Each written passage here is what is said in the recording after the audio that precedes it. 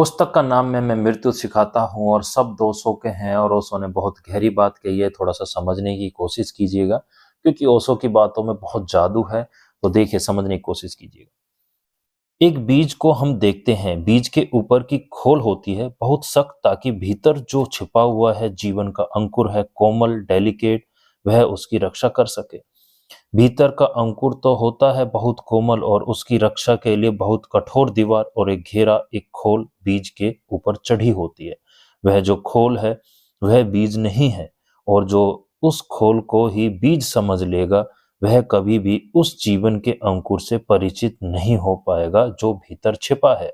वह खोल को ही लिए रह जाएगा और अंकुर कभी पैदा नहीं होगा। नहीं, खोल बीज नहीं है, बल्कि सच तो यह है कि बीज जब पैदा होता है तो खोल को मिट जाना पड़ता है, टूट जाना पड़ता है, बिखर जाना पड़ता है, मिट्टी में गल जाना पड़ता है। जब खोल गल जाता है तब बीज भीतर से प्रकट होता है।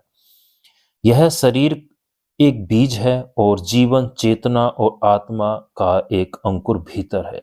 लेकिन हम इस खोल को ही बीज समझकर नष्ट हो जाते हैं। वह अंकुर पैदा भी नहीं हो पाता है, वह अंकुर फूट भी नहीं पाता है।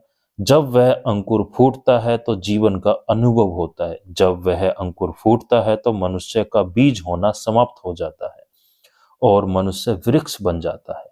जब तक मनुष्य बीज है तब तक सिर्फ वह एक पॉसिबिलिटी है, एक संभावना है। और जब उसके भीतर वृक्ष पैदा होता है जीवन का, तब वह वास्तविक बनता है।